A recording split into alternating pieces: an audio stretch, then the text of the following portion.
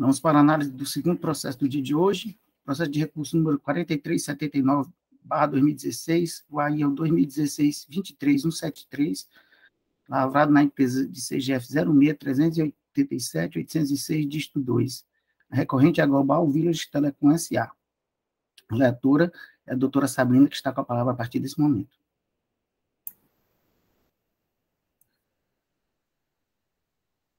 Bom dia novamente a todos, é a doutora Larissa, que está conosco agora.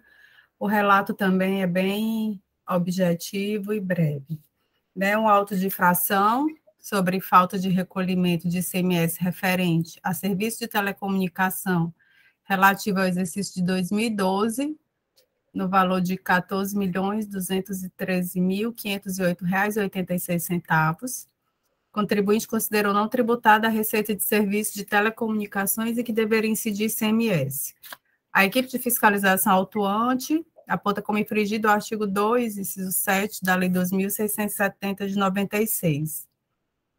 Não teve penalidade aplicada pelo fato da autuada ter um mandado de segurança para suspender a exigibilidade do ICMS sobre receitas decorrentes de valores cobrados a título de tarifas de assinatura mensal. Nas informações complementares ao auto de infração, é informado que o auto de infração foi lavrado, cumprindo a orientação da Procuradoria Fiscal para evitar a decadência do crédito tributário. Tempestivamente, a autuada apresentou impugnação. A julgadora de primeira instância proferiu decisão pela procedência do auto de infração. A empresa apresenta recurso ordinário, alegando o mesmo que apresentou na impugnação, e pede o sobrestamento dos autos, inscrição na dívida ativa devido à medida liminar que possui, pede a nulidade do auto de infração em razão da responsabilização dos sócios e solicita a exclusão da responsabilidade dos ex-diretores. A assessoria processual tributário manifestou-se pela procedência da acusação fiscal. Em 26 de junho de 2019, em sessão, a PGS manifesta sobre a decisão do STF acerca dos serviços objeto desta autuação e requer o sobrestamento do processo até o trânsito em julgado da ação referida no recurso. Em 18 de novembro de 2019, a empresa apresenta certidão de trânsito em julgado do processo e requer extinção do crédito tributário diante do trânsito em julgado do acórdão em 13 de 11 de 2019, que isenta a GVT do recolhimento do crédito tributário deste auto de infração. Em 16 de março de 2022, a empresa apresenta memorial acerca deste processo e reitera o pedido de provimento do recurso ordinário em julgamento nos termos do artigo 156, inciso 10 do CTN. É o relato. Obrigado, doutora Sabrina, bem concisa. Parabéns novamente, ótimo relato. Doutor Matheus, para suas considerações. Depois passaremos a palavra para a sustentação. Senhor presidente, como há uma decisão com trânsito em julgado, primeiro, aliás, cumprimentando a doutora Larissa, que se encontra em sala, bem, como há trânsito em julgado, da matéria hora discutida aqui, há uma decisão que determina, eu acabei tendo acesso agora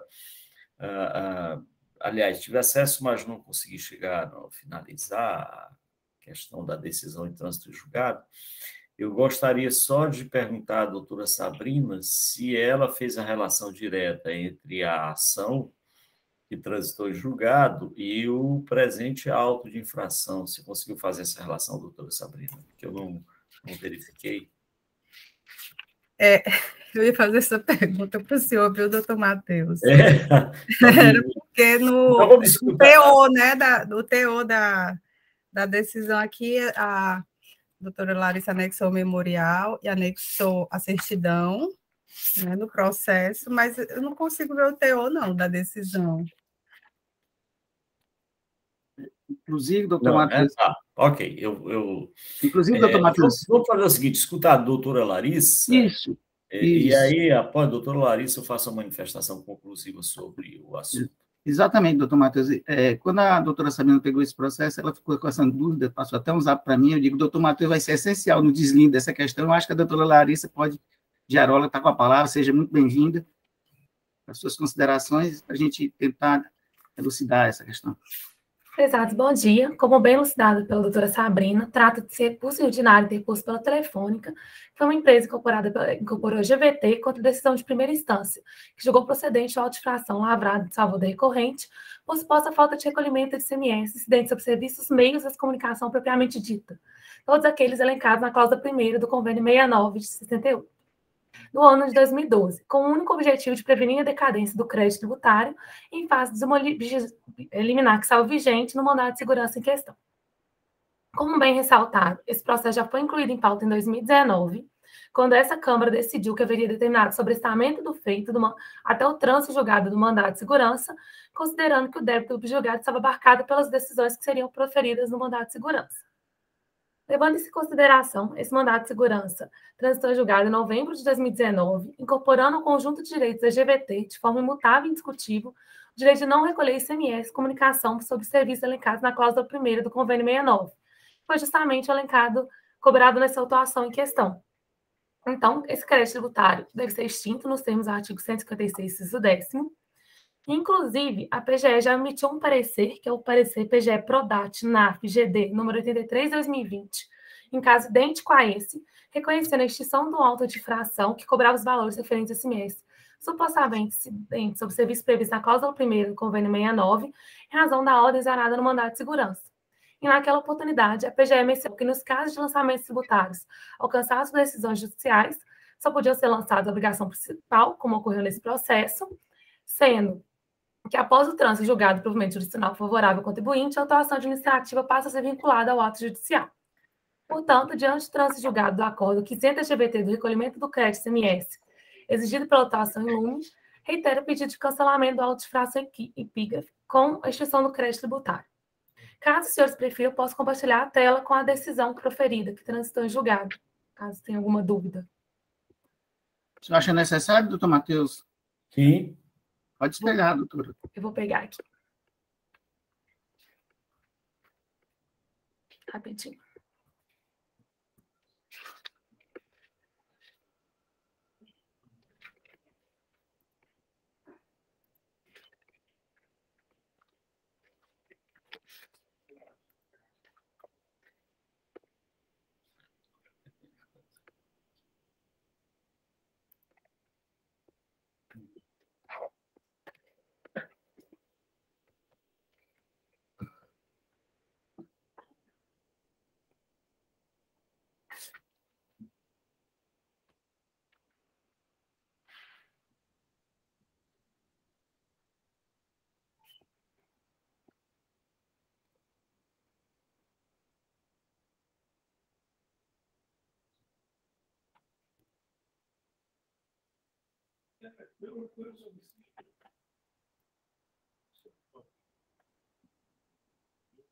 Não está conseguindo, doutora Larissa? Eu peguei aqui. Só para pegar a decisão certinha, que eu não estava com ela aberta. Fique à vontade. Estão vendo a minha tela? Ainda não. Deixa eu ver se vai. E agora? Aí, pronto, agora está aparecendo. Vou pegar o acordo lá no final. Foi um acordo de 2012 que concedeu a segurança, que é da questão do Convênio 69. Relatório, vocês querem ver qual parte? Eu acordo, eu estou localizando aqui já, estou acessando. Deixa eu ver se eu pego a parte positiva.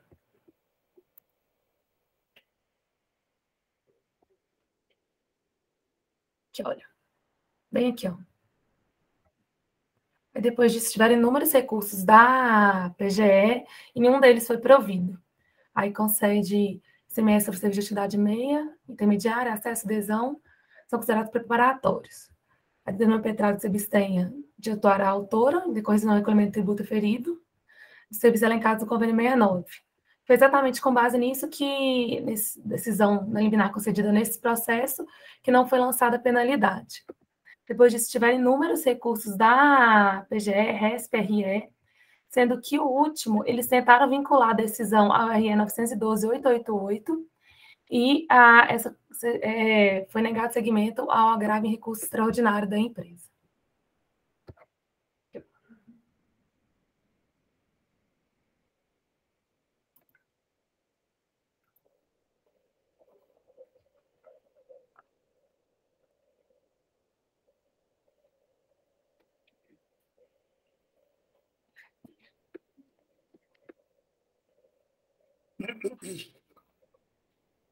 Aí falando aqui, ó, não guarda relação com matéria no 263.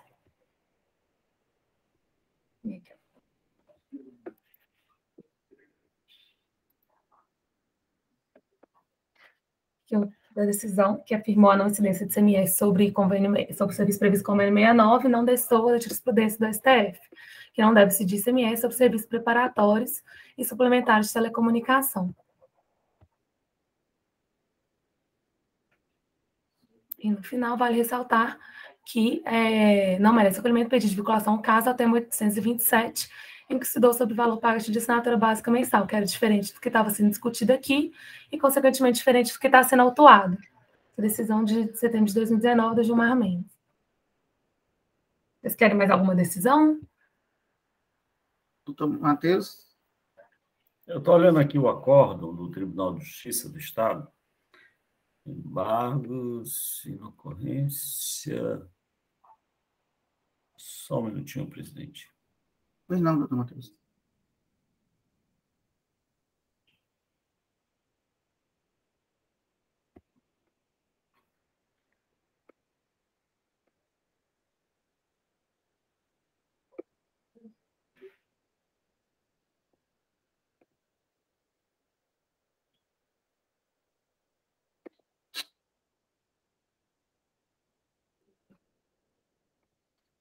Um processo longo, teve recurso extraordinário, especial, agravos, embargos de declaração.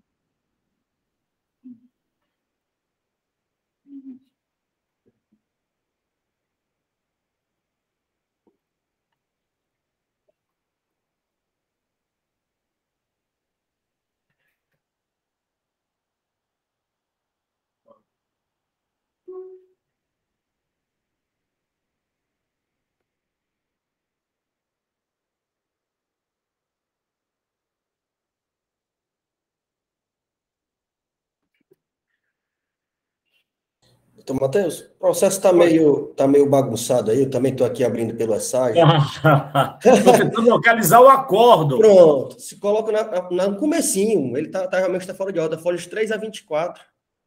Eu acho que a dúvida do doutor Matheus é se o serviço de assinatura foi expressamente excluído no que foi julgado. Isso, eu quero ver o que é. Pronto, localizei. Eu comecei lá no final, lá a decisão do STF.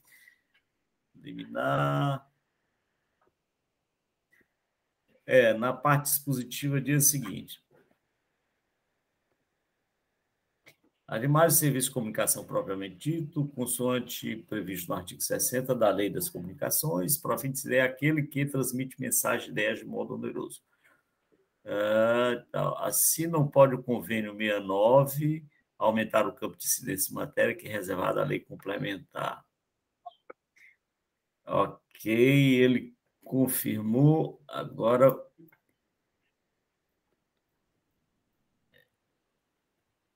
É porque a decisão, ele confirmou a decisão singular, né? Deixa eu ver aqui.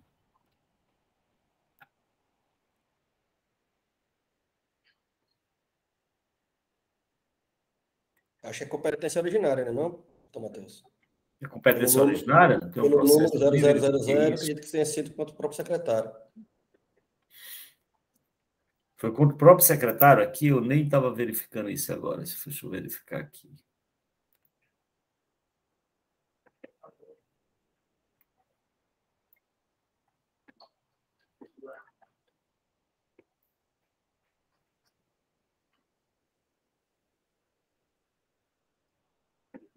Ele foi impetrado como próprio secretário, já em segunda instância. Eu estava querendo ver os autos, a petição inicial. Ah, está aqui, pronto. Essa inicial.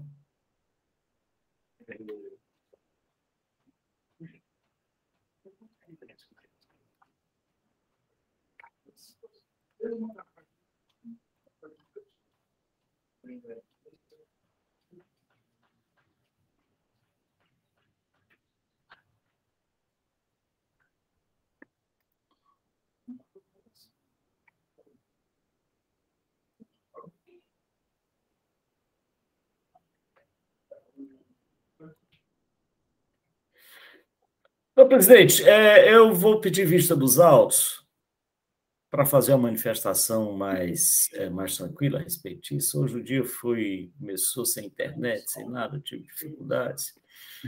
Então, eu peço vista dos autos e para fazer a manifestação conclusiva na sessão seguinte, ou na que for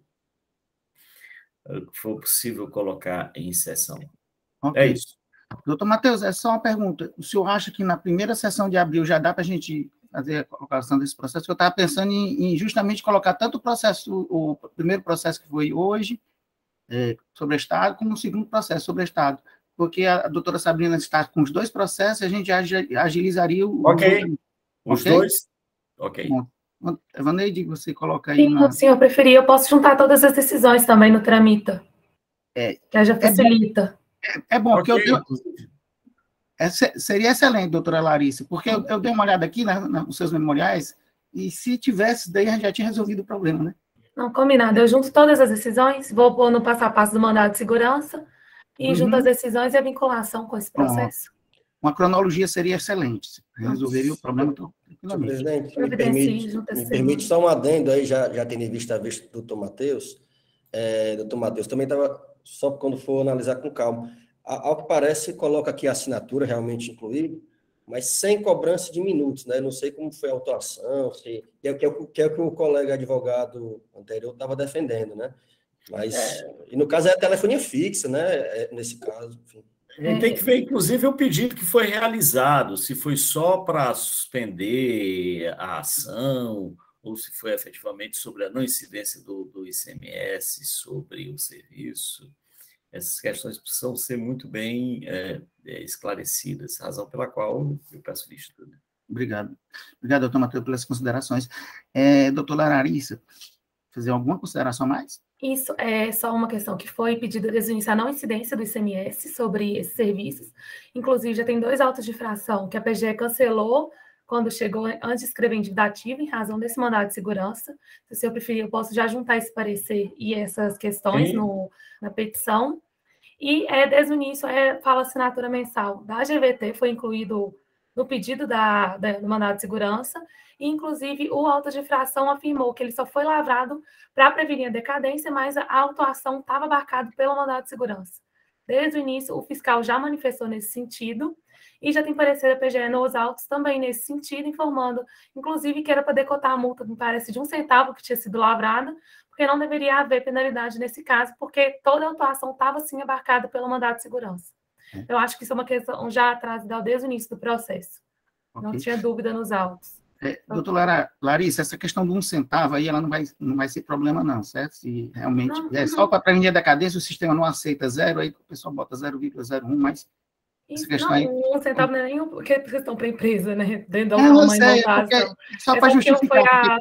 O parecer da Procuradoria foi justamente esse, tira a multa, porque realmente essa autuação está abarcada pelo mandado de segurança.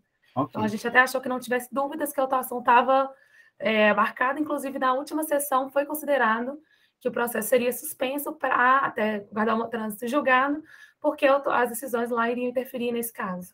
Ok. Obrigado pelas considerações. Já podemos passar para o próximo processo. Obrigado pela presença, doutora Larissa. Obrigada.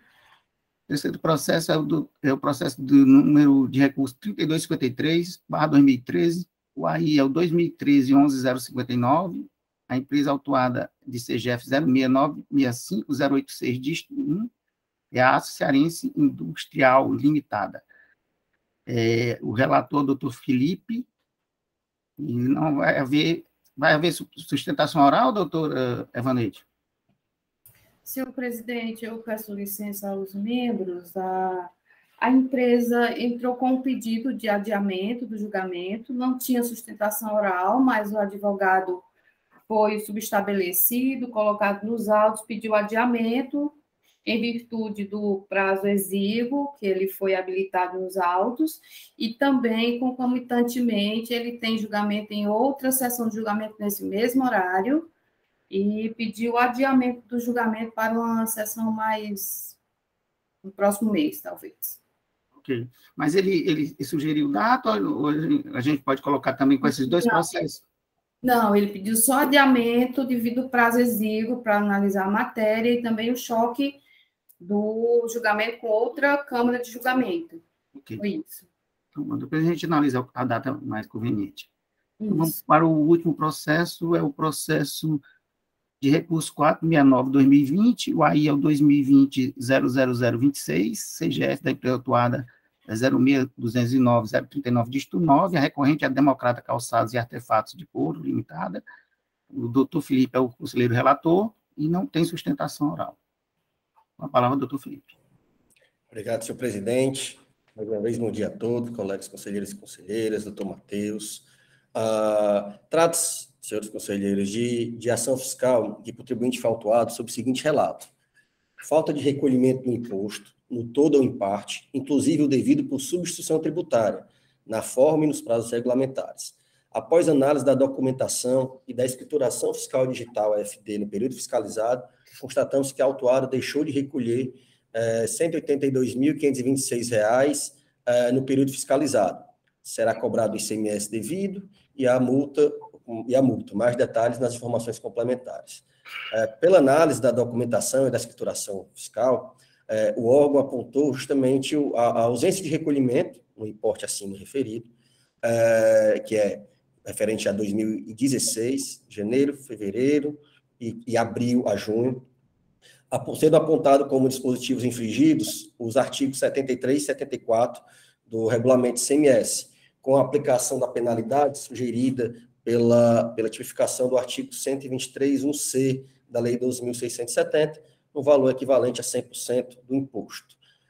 Conforme informações complementares, o recolhimento a menor do ICMS teria decorrido dos seguintes fatos.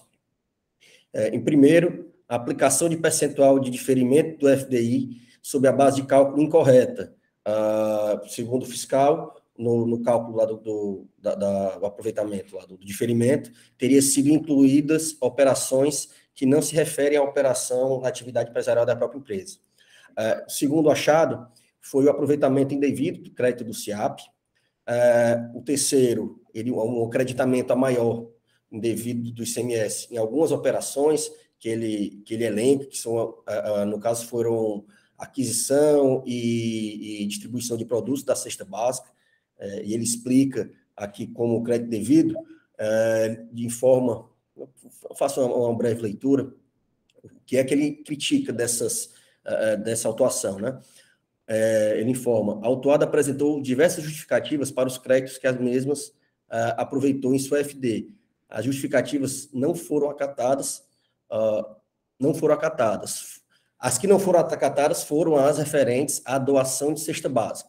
Aí descreve aqui que o contribuinte teria utilizado um procedimento diverso do exigido em lei, né, que ele deveria ter registrado a nota de entrada, praticado a nota de saída, e ao invés disso ele teria, ao descumprir esse procedimentozinho, ele teria feito, na verdade, uma emissão em próprio nome para justificar as entradas. E segundo apurou a fiscalização, isso teria ensejado um valor de crédito, o valor que ele colocou na nota fiscal, era superior ao das respectivas entradas. Então, por esse motivo, ele lançou o ICMS, e, por fim, houve também o lançamento complementar do ICMS, que o contribuinte ele se aproveitou de 100% do valor das entradas de energia elétrica, muito embora ele não tivesse um medidor específico de sua área industrial. O contribuinte chega a apresentar em sua defesa, com relação a este quesito, um laudo, o laudo particular, no qual ele afirma que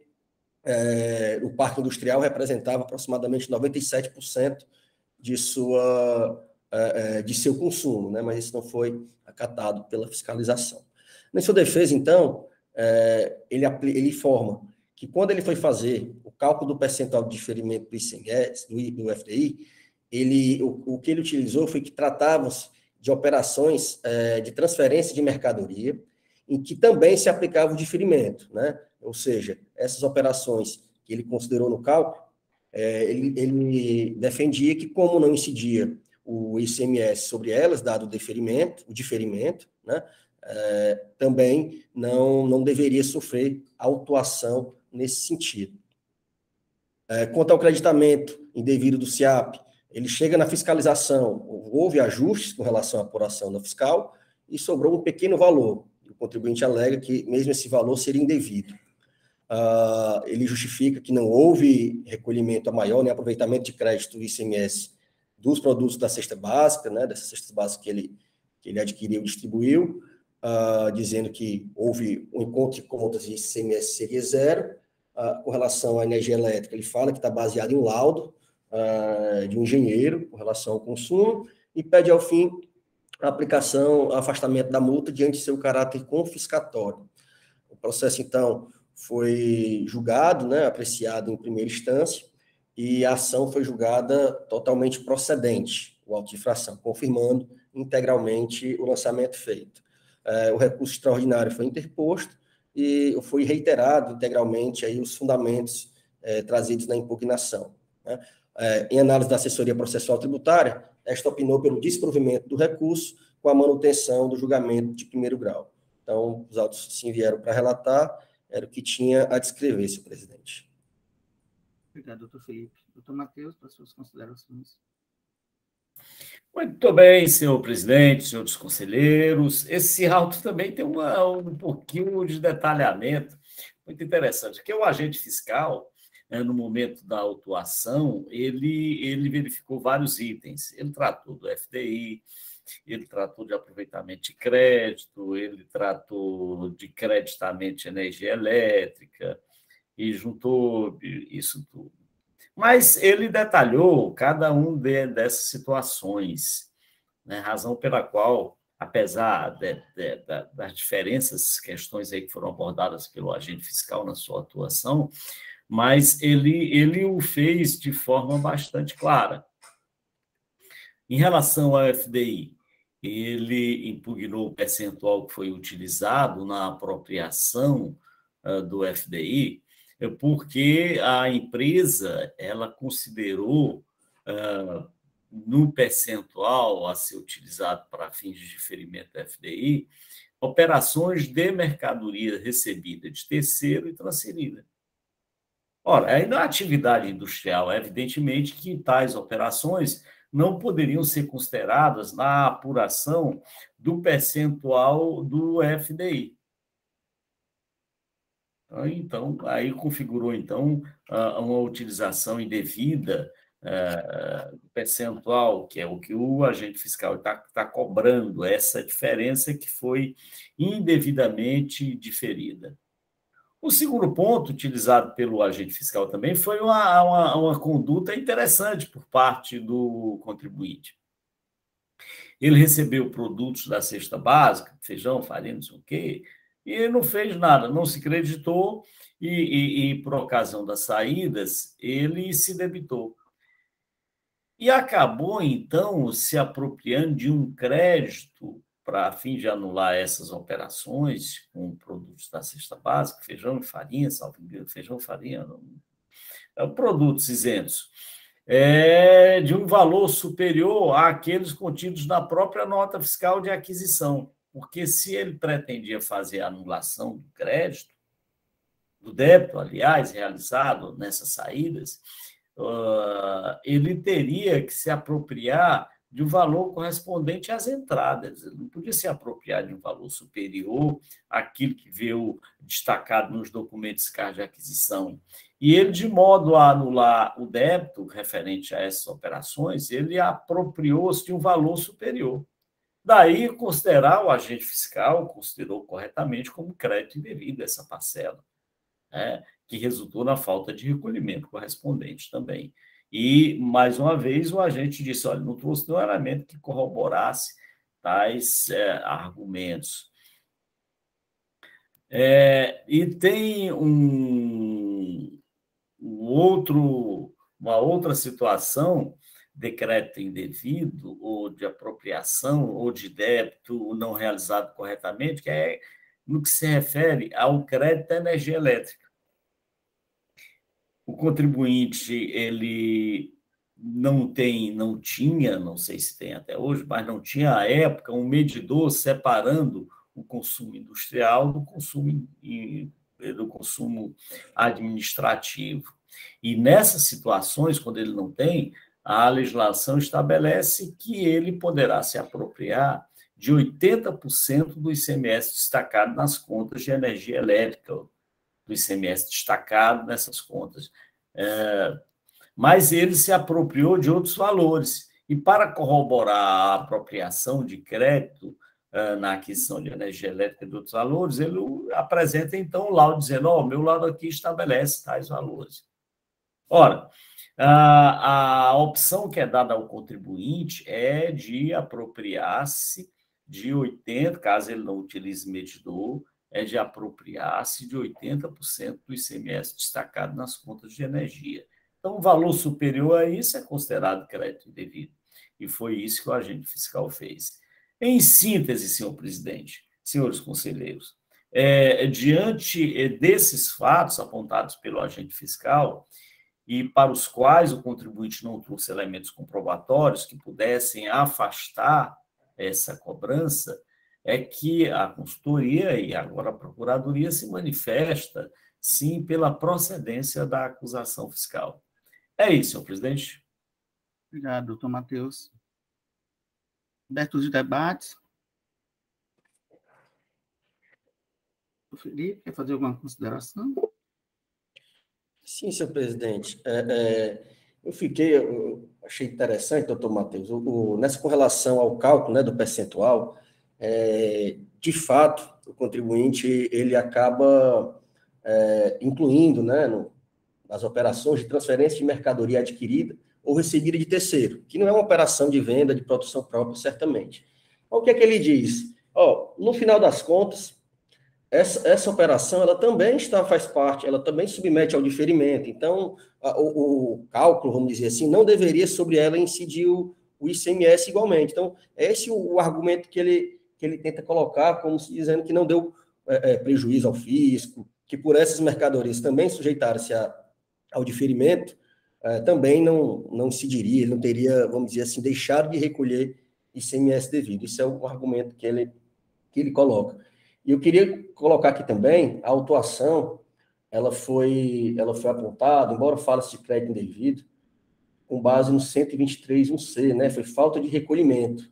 E aqui, como as operações também estão devidamente escrituradas, suscitar aqui a aplicação da penalidade mais benéfica, do 123.1d.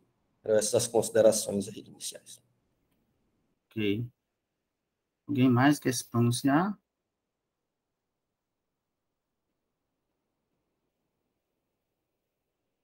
Parece que é. Doutor Geida. Novamente, um bom dia a todos. Ô, Felipe, é só uma dúvida. Eu fiquei, realmente, o contribuinte traz a situação do diferimento e que o outro contribuinte também faria parte também do FDI por esse benefício, então não teria nenhum prejuízo para o erário. Nesse sentido, você verificou, você vislumbra algum dispositivo legal que albergue esse entendimento do contribuinte nesse sentido? Se eu não me engano, existe. Realmente, eu estou procurando aqui, mas não estou encontrando. Essa questão de venda para outros contribuintes que também tenham o direito do diferimento. Não, sim, ele suscita aqui na defesa, deixa eu pegar, o dispositivo pelo qual ele afirma que essa operação também é diferida, está expresso na nossa legislação, né? A questão é que se isso vai alterar a forma dele fazer o cálculo do percentual ou não, né? Essa é a discussão, vamos dizer assim, em tese, de que, na verdade, é o artigo 13, os incisos 12, 15 e 16, as linhas A e B do decreto 24.569. Ele diz que justamente essas operações de transferências entre estabelecimentos beneficiários do FDI, sobre elas incidiria, sim, o diferimento. Perfeito, perfeito. Respondido, doutor Geito? Alguém quer se colocar? Fazer alguma colocação? Presidente, eu queria só tirar uma dúvida. Essa falta de recolhimento, pelo que eu entendi, teve 3 motivos, né? Um deles é isso, conselheiro Felipe? Teve a diferença que foi encontrada no cálculo do FDI, né? Que ele incluiu as parcelas, as operações de transferência, né? Teve o crédito de energia elétrica e o não estorno das saídas. Essas saídas foi de que é? Produto cesta básica, Democrata. Qual é o produto da cesta básica? Estou aqui me perguntando. Na verdade, não faz parte da comercialização dele propriamente dita. Aqui ele explica assim, ó. Permita até fazer aqui a leitura do que o próprio assessoria explicou o porquê estava equivocado, né? Coloca aqui. Em relação aos créditos devidos das notas fiscais, aí ele elenca, ao adquirir, porque ele adquiriu para... Aqui está até dúbio, hora ele fala que é consumo próprio, hora fala que é para doação. Né? Tá até a doação? Tá dúbio. Uma hora o contribuinte fala que foi para consumo próprio, outra para doação. Mas ele explica assim, ao adquirir as cestas básicas, eis que destinado a uso e consumo próprio, aqui é a parte que o contribuinte fala, não tomou crédito de ICMS em tais operações, no momento das aquisições, limitando-se a, no momento da emissão das notas fiscais de saída de tais cestas, promover simultaneamente tanto o lançamento do débito quanto o respectivo crédito, zerando a operação, o que fez em adstrito ao cumprimento, adstrito cumprimento ao regulamento do ICMS, razão pela qual o questionamento fiscal, especialmente quanto ao mérito apontado, não há de ser considerado, porque não houve prejuízo ao erário. O que o fiscal fez, e aí ele coloca nas informações complementares, é dizer que, como ele fez isso, ele ao invés de pegar nota de entrada e saída, ele emitiu uma nota própria, em valor superior, e, na verdade, ele acabou colocando um crédito maior do que o crédito das entradas propriamente ditas. Foi por isso que ele autuou. Certo. Então, ele deu uma entrada de cestas básicas, foi? Para doar. Deu entrada num valor superior. Estou sem entender, mas... Doutor Ivete, essa é a questão. Certo. Quer dizer, o que ele pretendeu fazer foi só a anulação da operação, porque ele havia feito um débito superior. E por ocasião do consumo, ou porque doou. Só que ele, em vez de fazer um crédito equivalente ao que havia pago por ocasião da aquisição, ele fez um crédito superior para anular. Para anular, certo. E aí que é o crédito indevido, claro que é. Independentemente da questão da isenção e tal. Né? E deve ter utilizado a coluna estorno de créditos, que gera... Deve ter utilizado a coluna estorno de crédito. Na verdade, eu não estou nem fechando... O estorno de débito gera crédito, o estorno de crédito gera débito, ao contrário. Então, ele deve ter utilizado a estorno de débitos, né? Ele se debitou, não foi isso? Ele se debitou? Ele se debitou onde não era para ter se debitado. Então, ele deve ter utilizado a coluna estorno de débitos. Certo. Não, eu não estava entendendo a operação cesta básica democrata, aí me deu assim um nó, mas agora entendi, eles estavam... o objetivo de ou doar qualquer coisa que seja, né? Ele não teria direito ao crédito em valor superior à entrada, né? Basicamente isso, né?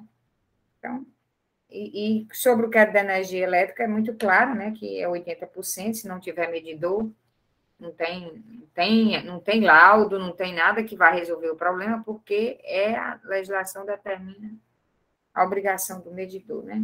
Então, assim, a questão agora ficou na penalidade, não é isso, Felipe? Se caberia 50% ou 100%. Pense numa coisa que ainda eu estou amarrada na literalidade. Tem hora que no caso que a nossa legislação tem a regra, né, de 100%, que se for colocar na prática que as operações são escrituradas, realmente a jurisprudência do contencioso, inclusive ratificada pela Procuradoria, né, até na Câmara Superior, no sentido de que, tratando-se de operações escrituradas, né, caberia uma redução, né, na multa. E aí eu venho realmente aplicando, mantendo a rigorosidade que tem que estar o débito escriturado e a operação. Que na prática é quase que inaplicável, né? Assim, eu reconheço que da forma como está aí a legislação é inaplicável. Mas, assim, a gente sabe que esse dispositivo de 100%, ele foi criado numa época que os tributos eram declarados e não ia para a dívida ativa, né? Então, seguindo na linha de que a empresa escriturou as operações, né, aplicaria os 50%. Eu, em todos os julgados, eu vinha segurando 100%, sabe? Entendendo que a legislação teria que mudar.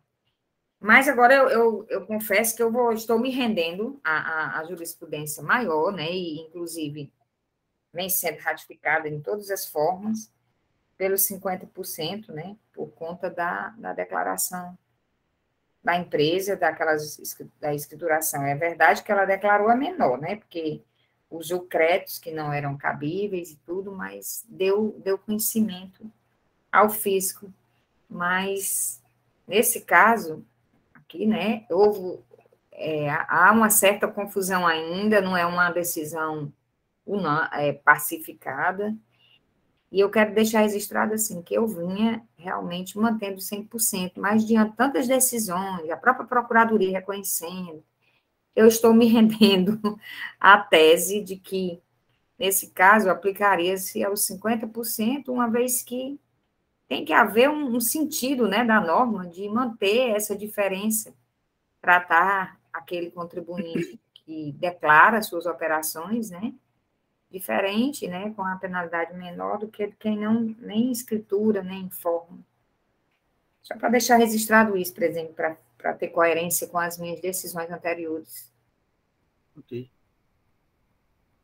Podemos passar, né, para a votação. Acho que não existe mais nenhuma colocação.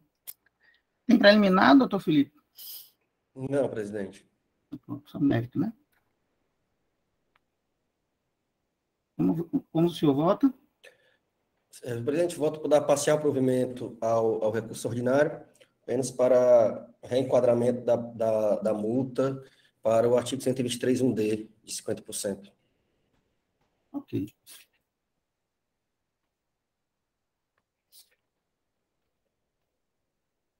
Doutor Geide? Um relator, senhor presidente. Doutor Pedro Jorge? Com o relator, presidente. Doutora Sabrina? Com o relator. Doutor Marcos? Com o relator. Doutora Ivete? Com o relator. Por unanimidade, e seu recurso ordinário para dar parcial provimento para reformar a decisão azarada pelo julgador singular. O auto parcial procedente, retirando do 123.1c para o 123.1d. Isso é bom colocar a súmula 6, né? É porque a súmula 6, presidente, a súmula 6 nem se... Não, é só por coerência, né? Se a súmula 6 fala em redução, então eu acho que a gente tem que utilizar o direito para justificar essa reformulação. É a primeira vez que eu estou vendo uma decisão desse sentido, então não estava aqui antes. Vocês utilizam a súmula 6? Porque tem que ter uma justificativa. Não, a súmula 6 é porque fala especificamente dos débitos declarados que os sistemas corporativos, aí está vinculado à Cometa, Citran, né? Ele está muito direcionado para isso. Mas tem que ter um motivo da reformulação da penalidade, né? De uma outra vez a gente fez, baseado na súmula 6. Foi? Acho que da Ronda, não? Exatamente. Porque aqui, na verdade, a gente tem que utilizar a coerência jurídica. Se a gente está reformando, a gente tem que ter utilizado ou o 106 ou 112 do CTN, ou então a súmula 6. Então, presidente, acredito que seja um enquadramento mesmo da penalidade no 123.1D, né? E aqui, aquela questão da gradação, né? O inciso C, né? A linha C, ela se aplica. Quando não se aplica, o DOE, na verdade, teria que o fiscal dizer porque não está aplicando o D e não o contrário. E aqui é como a doutora Ivete comentou, senão ficaria absolutamente inócuo. Dar o mesmo tratamento para quem omite a operação, omite o fato gerador e para quem declara, e por uma interpretação jurídica que faz, calcula de forma errada, né? Então tem omissão do fato gerador 100%. Declaração, escrituração da operação, porém com o cálculo do tributo devido, é uma gradação menor. E se ele declara tudo certinho, não aplica nem ao D, vai aplicar só os encargos da mora. Vai ser inscrito diretamente em dívida ativa, precisa nem auto de infração. Então, é a aplicação mesmo. Eu estou só colocando para debate, porque, veja bem, o crédito devido e o fato de recolhimento são duas faces da mesma moeda. Duas faces da mesma moeda. Né? Então, é bom só a gente analisar essa questão, porque a gente fundamentar bem direitinho, porque vai ser um precedente que nós estamos colocando aqui. Porque o da Honda é subvenção tributária, né? Estava tudo declarado, ele pagava parte do valor, né? Exatamente. Se o colega tivesse enquadrado como crédito indevido, talvez a gente nem estivesse levantando essa situação. Pois é, por isso eu estou querendo alertá-los para isso. A autuação foi por falta de recolhimento. É isso que eu estou dizendo. Crédito devido e falta de recolhimento são duas faces da mesma moeda. O crédito devido gera falta de recolhimento. Isso. Só então, que, assim, presidente, assim, acompanhando o que vem sendo, já, assim, como você disse, eu não estava aqui, né? Você não acompanhou outras decisões. Essa jurisprudência, ela vem se formando faz um bom tempo em várias câmaras. E eu, por exemplo, na minha câmara, doutor Rafael, ele sempre aplica os 50%, mas ele não usa como referência súmula 6, certo? Ele vai nessa linha de raciocínio. Agora, você levantou um ponto que também é para ser... Aqui ele está por trás, o pano de fundo aí dessa autuação é o crédito indevido, né? Mas o que eu quero deixar claro é assim, a jurisprudência que vem se formando no contencioso não é em relação à falta de recolhimento, que não é cometa e nem CITRAN, não é a súmula 6. É simplesmente porque a legislação tem duas penalidades, uma é 100%, outra é 50%. A de 100% fala em as operações e o imposto estiver regularmente escriturado, né? E eu vejo que a Procuradoria, não sei, o doutor André ou outros, mas doutor Matheus, doutor Rafael, é sempre nessa linha, né, doutor Matheus, de que seria uma penalidade menor, não estava desvinculado da súmula 6. Eu, pelo menos, entendo assim. Mas complemente aí, doutor Matheus. Que... A decisão é de vocês. Só queria deixar que vocês colocassem bem direitinho na ata para a gente não entrar em contradição com decisões anteriores. É só um levantamento que eu faço aqui dos meus 2 meses, vou completar 2 meses. E é importante. Então, mesmo, a gente tem uma visão de fora, né? Talvez você não tivesse tido essa visão. Mas nós já votamos com a súmula 6 na mesma situação? Não era. A situação era diferente. Era diferente. Agora, é importante que fique mesmo em ata, porque, assim, aqui não fica aqui, né? O autuante tem acesso, é importante também que, né, todo mundo tem acesso, como todo mundo tem acesso a essa decisão, é importante que fique explicado o motivo, né? Exatamente, precisa da transparência. Isso, com certeza. Doutor Matheus. Bem, senhor presidente, aqui já foi muito, ficou claro, até pela sua manifestação e também pela do doutor Felipe, a acusação é atraso de recolhimento, ou seja, é no item de atraso de recolhimento, 100%. Trata-se, e o agente fiscal autuou por falta de recolhimento e não crédito indevido. O crédito indevido foi a razão, como bem disseste, foi indevido, mas o agente fiscal optou, no presente caso, por fazer a autuação de falta de recolhimento. E aí, a questão da discussão de aplicação da sanção específica do crédito indevido passa ao largo. Até que não poderíamos, até porque a inicial, a acusação, não trata de crédito indevido. Exatamente. A acusação é falta de recolhimento. Então, é por essa razão que, e aí também a doutora Ivete nesse ponto tem razão, até independente da súmula, me parece que, como as operações é nesse sentido que a Procuradoria tem se manifestado, como a operação foi escriturada, ainda que de forma ele tenha aproveitado indevidamente crédito e tal, mas como as operações foram escrituradas, estão aí, não houve sonegação nenhuma da informação, estão todas aí registradas, é que a Procuradoria, nessas situações, tem se manifestado pela aplicação da sanção menos gravosa, por atraso de recolhimento. Então, eu sugiro, doutor Felipe, que o senhor coloque o 106 ou 112, que o senhor achar mais confortável aí no reenquadramento. Eu acho, presidente, também, doutor Matheus, é porque ele tem crédito devido, mas tem a questão do cálculo também, né, do FDI, aí acabaram que colocou tudo como falta de recolhimento. Ok. Talvez ele poderia ter feito vários autos de infração. A situação se resolveria. Aliás, eu pensei, quando eu comecei a ler as informações complementares, que para cada um daqueles itens ele tivesse feito um único auto de infração. Um único não, vários autos de infração. Aí eu fui esperando que ele indicasse quais autos, só que quando ele conclui, é só um.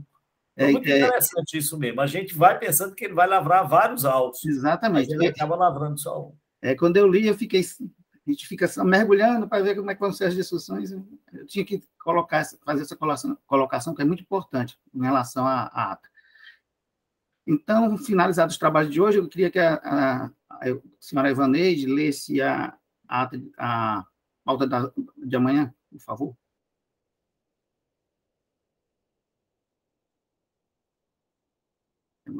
Evaneide? Ela caiu aqui, presidente. Acho que ela caiu aqui. Se ela não voltar, a gente encerra. Tem a leitura da ata. Apesar de ter regimentalmente solicitado, mas acho que não impede. Deixa eu ver aqui se tem alguma defesa oral. Ela voltou. Ela voltou, presidente, voltou. Obrigado. Caiu aqui. Evaneide, por favor, lê a pauta de amanhã. Pauta de amanhã, certo, senhor presidente. Farei agora mesmo. Novamente, bom dia a todos. O presidente da primeira Câmara de Julgamento, o senhor Raimundo Frutuoso de Oliveira Júnior, convoca os senhores membros a participarem da 11ª sessão virtual ordinária de 29 de março de 2022, amanhã, terça-feira, a partir de 8h30 da manhã. Teremos 4 processos na pauta. Primeiro processo da pauta, processo de recurso número 4039/2019, auto de infração 2019-12957, recorrente, IVE do Brasil. Conselheiro relator, doutor Geider de Lima Alcântara. Segundo processo da pauta, também da empresa IVE do Brasil, processo de número 4040/2019, auto de infração 2019-12947. Terceiro processo da pauta, também da empresa INVE do Brasil, processo 4041/2019, auto de infração 2019-12952, da relatoria da doutora Sandra Arraes Rocha, e o último processo da pauta, processo de número 4042/2019, auto de infração 2019-12948, também da relatoria da doutora Sandra Arraes Rocha, recorrente INVE do Brasil também. É essa a pauta, senhores. Presidente, só para tirar uma dúvida aqui, então são 4 processos amanhã dessa IVES do Brasil, 2 com o doutor Geider e 2 da relatoria da doutora Sandra, não é isso? Exatamente. É até interessante saber se é a mesma matéria, né? Eu ainda não... Eu vou estudar hoje à tarde. Também não vi, Eu vou estudar hoje à tarde. Toda vida eu estudo um dia antes do processo. Aí a gente verifica amanhã, se a questão de economia processual, relato 2 conjuntamente, os outros 2 depois. Senhor presidente, eu estou verificando hoje também, mas eu já vi que um aqui é questão de escrituração, o outro é de deixar emitir nota fiscal, documento fiscal. Os meus 2, os outros 2 eu confesso que não vi ainda. Estou me debruçando para qualquer coisa a gente fazer com relação. Pronto, eu verifico aqui e qualquer coisa eu dou direcionamento, caso os senhores assim necessitem, tá bom? Obrigado, presença de todos, agradeço a todos pela participação nessa sessão, especialmente pela atenção e respeito a este presidente e a todos os presentes, ressaltando a humanidade, profissionalismo e compromisso dos membros do Conselho e demais participantes da sessão na busca da justiça fiscal. Tomem cuidado, o trânsito está muito